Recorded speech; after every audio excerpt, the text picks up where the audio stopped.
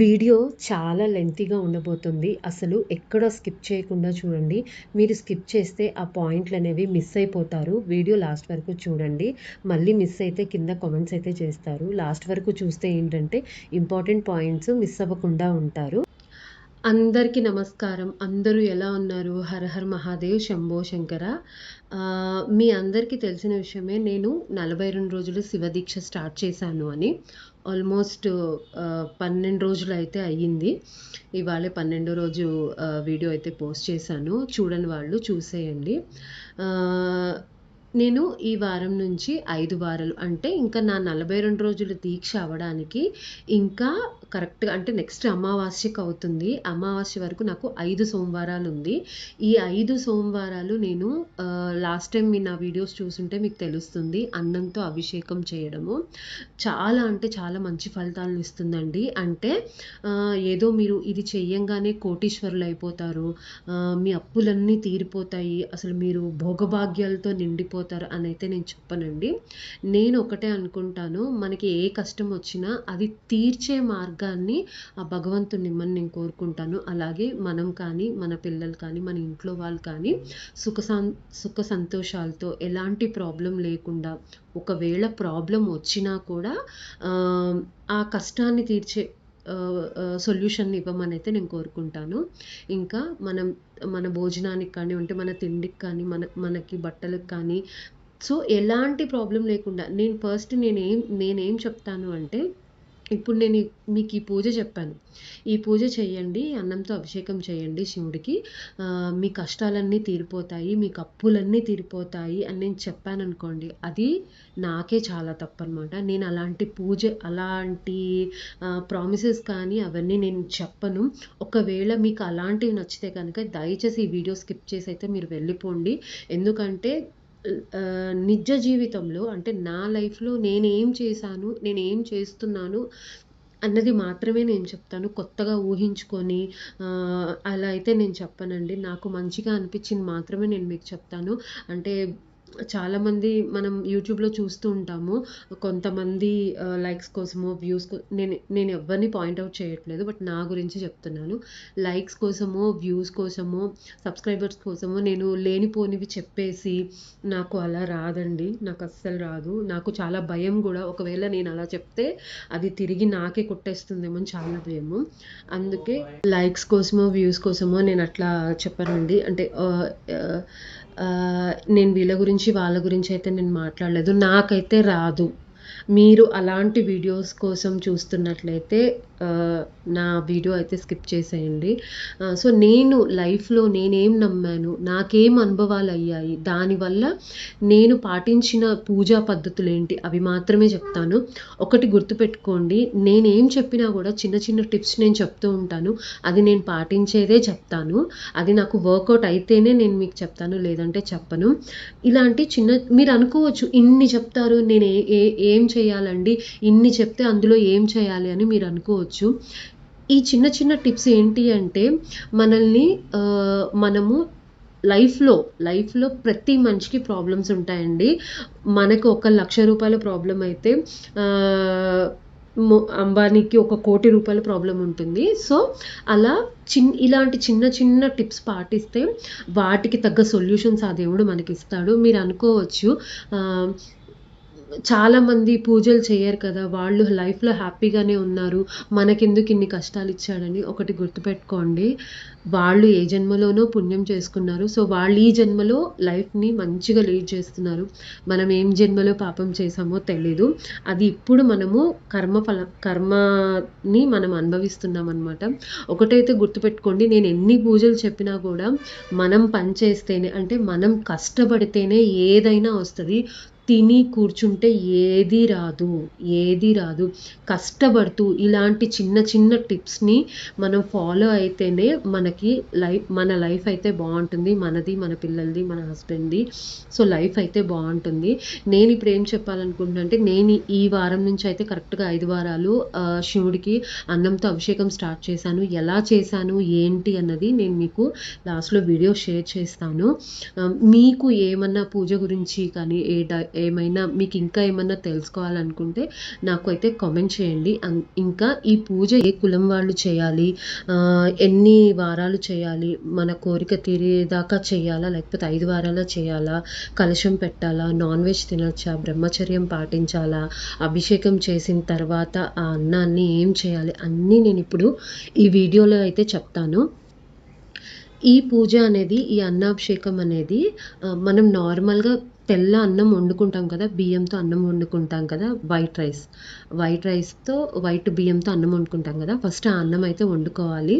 అన్నం వండుకున్న తర్వాత ఒక గిన్నెలోకి తీసుకోండి, చక్కగా గిన్నెలోకి తీసుకొని మీ దేవుడి మందిరంలో మీరు ఎక్కడైతే పూజ చేస్తారో అక్కడ చక్కగా పూలతో అలంకరించుకొని దీపం పెట్టేసి, మీ దగ్గర శివలింగం ఉంటే పర్వాలేదు, లేదు అనుకుంటే శివుడి ఫోటో ఉన్నా పర్వాలేదు, అక్కడ ఒక ప్లేట్ పెట్టుకొని చక్కగా మీరు పూజ మొత్తం చేసుకోండి. అంటే మీరు ఏం ప్రతిరోజు కొంతమంది శ్లోకాలు స్తోత్రాలు చదువుతారు కదా, సో అవన్నీ చదివేసుకున్న తర్వాత శివుడికి అష్టోత్తరం ఉంటుంది కదా, 108 నామాలు, ఆ 108 నామాలతో ఈ అన్నం ఏదైతే ఉందో ఆ అన్నంతో అభిషేకం చేయండి.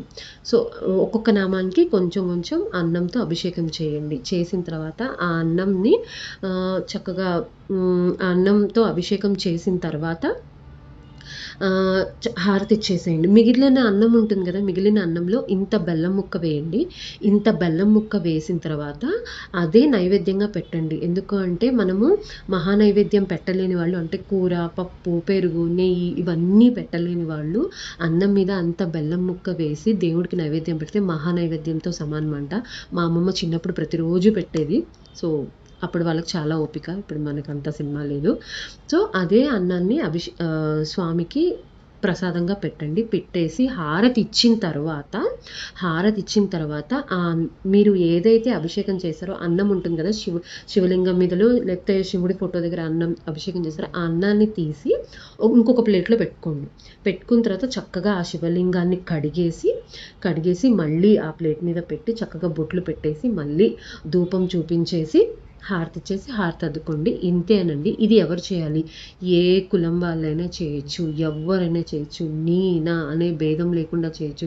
శివుడికి నీనా అనేది ఏమీ లేదండి. ఏ శివుడికని కాదు, ఏ దేవుడికి నీనా అన్న భేదమే లేదు. దాని తర్వాత ఎన్ని వారాలు చేయాలి? మీరు అనుకున్న కోరిక తీరన్ని వారాలు చేయండి. కలశం పెట్టినా పర్వాలేదు, పెట్టకపోయినా పర్వాలేదు. నేనైతే పెట్టలేదు, ఎందుకంటే ఒక్కొక్కసారి కుదురుతుంది, ఒక్కొక్కసారి కుదరదు. అందుకని నేనైతే కలశం పెట్టలేదు. మీరు ఇంకా నియమనిష్టలతో చేయాలి అనుకుంటే కలశం పెట్టుకొని చేయండి. మాంసాహారం తినొచ్చా? ఆ ఒక్కరోజు తినకుండా ఉండండి, ఎందుకంటే వారంలో ఒక్కరోజు తినకపోతే ఏం కాదు కదా. సో ఆ ఒక్కరోజు తినకండి. బ్రహ్మచర్యం పాటించాలి. అవును, ఖచ్చితంగా పాటించాలి. బ్రహ్మచర్యం అయితే పాటించాలి.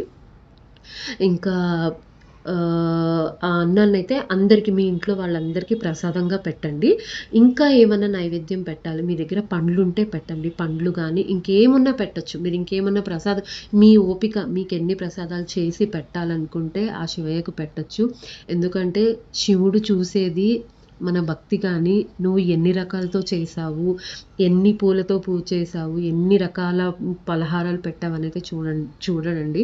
ఆయనే కాదు, ఏ దేవుడు చూడడు, మన భక్తిని మాత్రమే చూస్తాడు. నీకు ఏది లేకపోయినా కూడా, నీకు ఒక నమస్కారం చేసుకున్నా కూడా ఆ భగవంతుడు మనల్ని రక్షిస్తాడండి. ఒక్కటి గుర్తుపెట్టుకోండి, దేవుడు కష్టం ఇచ్చాడు అంటే ఆ కష్టాన్ని తీర్చే మార్గం కూడా దేవుడే ఇస్తాడు. ఇది నేను చాలా బాగా నమ్ముతాను. లైఫ్లో ఎన్నో కష్టాలు దాటొచ్చాను నేనైతే. ఇప్పుడు ఈ స్టేజ్లో ఇలా ఉన్నాను అంటే ఆ దేవుడి దయ్యేనండి. ఇదైతే నేను చెప్పాలనుకుంటున్నాను.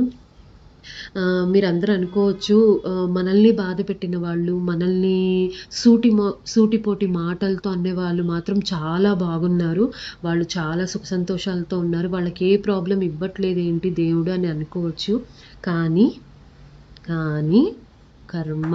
కర్మ అనేది ఒకటి ఉంటుందండి. అది ఖచ్చితంగా రిటర్న్ వస్తుంది. ఒక్కటి గుర్తుపెట్టుకోండి, నువ్వు ఎదుటి మనిషికి ఏదైతే ఇచ్చావో అదే నీకు తిరిగి వస్తుంది. అది మంచైనా చెడైనా. ఇంతే నేను చెప్పగలుగుతానండి. ఈ వీడియో అయితే ఇక్కడితో లాస్ట్ చేస్తున్నాను. మీకు నేను చేసిన పూజ అది నేను మీకు లాస్ట్లో ట్యాగ్ చేస్తాను, ఒకసారి అయితే చూడండి. మీకు ఇంకా ఈ పూజ గురించి ఏమైనా డౌట్లు ఉంటే నాకు కామెంట్ సెక్షన్లో తెలియజేయండి. నా వీడియోస్ నచ్చితే ఒకసారి నా పేజ్ మొత్తం చూడండి. సబ్స్క్రైబ్ చేసుకోవడం మాత్రం మర్చిపోకండి. హర హర మహాదేవ్.